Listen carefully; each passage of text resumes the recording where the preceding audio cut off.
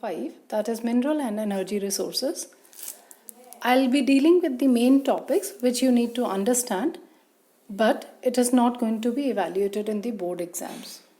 I'll start with the classification of minerals or types of minerals, and the first classification is minerals can be divided into metallic and the non-metallic minerals. The metallic minerals are malleable in nature, that means they can be converted into sheets, whereas non-metallic minerals cannot be converted into sheets and they are brittle in nature. The metallic minerals are ductile, that means they can be drawn into wires, whereas the non-metallic minerals are non-ductile, they cannot be converted into wires. The metallic minerals are good conductors of heat and electricity, but non-metallic minerals are bad conductors of heat and electricity.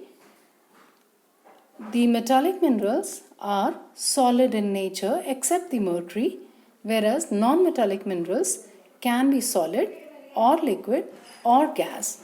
The best examples are the coal, which is solid in state, the petroleum, which is liquid in state, and the natural gas, which is gaseous in state.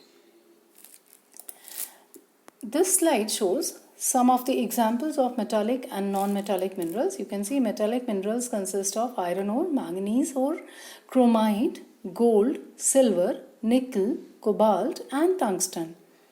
And non-metallic minerals includes limestone, nitrate, potash, dolomite, mica, gypsum, coal, and petroleum. The next classification is into ferrous and non-ferrous minerals. Students, the metallic minerals can be of two types, ferrous and non-ferrous. Ferrous means the minerals which contain iron, whereas the minerals which do not contain iron are called non-ferrous minerals.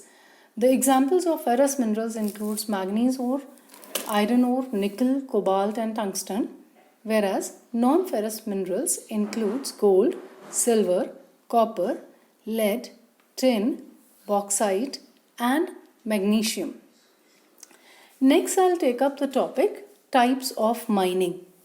Students, there are three types of mining, or means the three methods which are adopted for extracting the minerals from the earth's surface.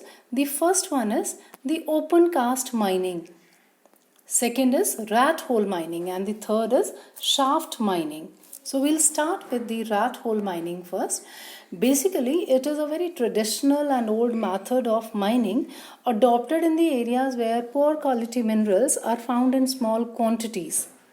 Like in northeastern states of India, Assam, parts of Meghalaya, the coal is found. Iron ore and limestone and dolomite are also found in the northeastern states, and the local communities are given a permission to extract these minerals using their traditional methods because these minerals are found in small quantities. The second method is the open cast mining. Open cast mining simply means a method in which the minerals are extracted by simply removing the top layer of soil, rocks, or the forest cover. And generally this method is used for extracting the minerals which are found near the surface of the earth. And no doubt the trucks, cranes, they are used for the transportation. Almost 90% of the mines in India are of this type, and the best example is coal mining. The third method of mining is shaft mining, which is a technical method of mining where the better technologies are used for extracting the minerals which are found deep inside the earth's crust.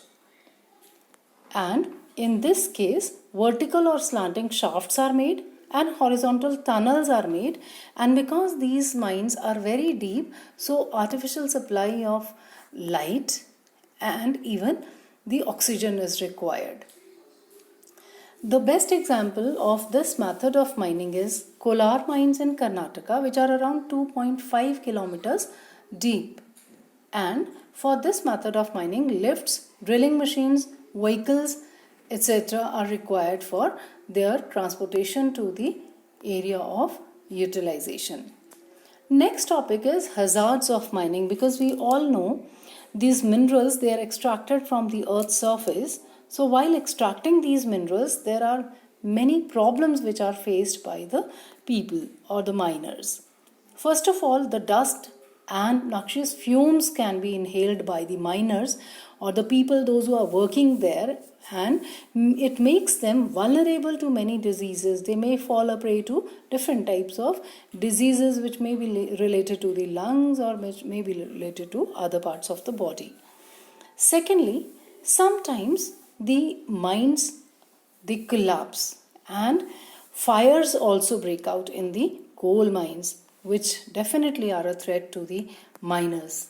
Next, the water sources in the region may also get contaminated due to mining, because the waste which is produced while mining is thrown into the nearby water bodies. Then, dumping of waste and slurry may lead to the degeneration of land, soil, and increase in stream or river pollution. Slurry means the liquid waste which is extracted while extracting the petroleum. Next, I'll take up the topic on conservation of minerals, because in class 10, along with the hazards, conservation is a very important topic that is taken into consideration. So we must understand this topic. Conservation never means that we should not use the minerals. It only means that we must make a careful extraction and use of the minerals. Humans are exploiting the minerals at a very fast rate because the population is increasing and our needs are increasing, and this has been done for millions of years. So definitely it is going to affect the formation and concentration of the minerals. For the survival of the civilizations, we must make a judicious use of the minerals, means a careful use of the minerals. The second topic taken in the chapter is the energy resources. Students, energy resources simply means those resources which provide power to the machines, power to the vehicles, etc. And energy resources are very important for us because they help in agriculture sector, they help in the mineral and the agro-based industries, as well as the domestic life. So energy resources are very important for us. They can be generated from different types of fuels like maybe coal, petroleum, natural gas, or uranium, that is nuclear energy, and electricity, that means hydroelectricity or solar electricity. It can be different sources. We will take up the classification next. Classification of energy resources. First, on the basis of time period, they can be classified into two parts, that is conventional resources and the non-conventional resources. The conventional sources, they are in use since a very long time, and it includes the minerals like coal, gas, petroleum, the wood, the hydropower, and the nuclear power.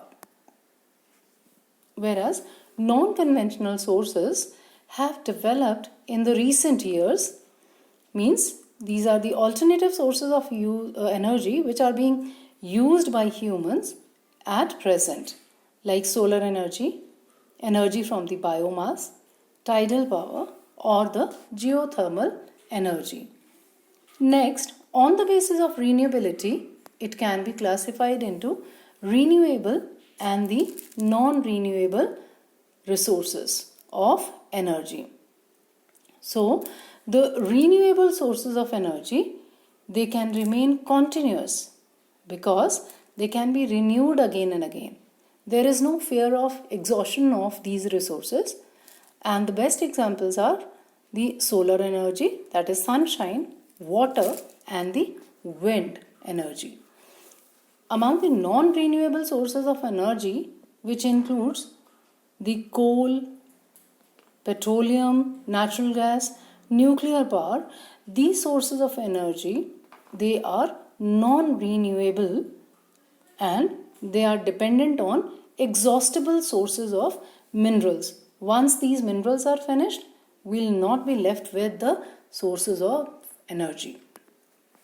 Next, I will take up the topic, the conventional sources of energy, which I have told you that conventional sources of energy includes those coal, petroleum and natural gas. And they are the sources of energy which are not eco-friendly. So, they are a threat to the nature and we have to make a very careful use of these sources of energy. In this chapter, we have discussed about the minerals and energy resources. The next topic that I am taking up is the role of power in industrialization.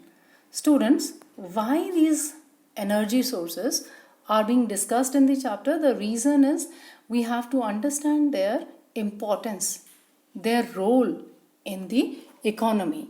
They are very important input to accelerate the economic growth. It helps to run thermal power stations which provide power to the industries. It helps to run the transportation, trains. It is an essential input in the steel as well as in the chemical industries. Next is conservation of energy resources. As I said, conservation is a very important part of the chapter. Indian consumers have a very wide range of choices as far as it is concerned with the energy resources. So, the right choice has to be made while selecting the sources of energy.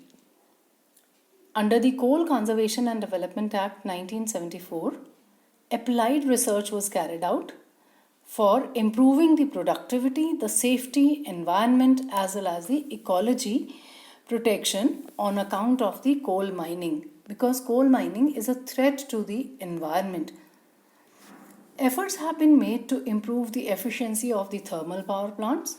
That means reducing the wastage and maximizing the use of the minerals.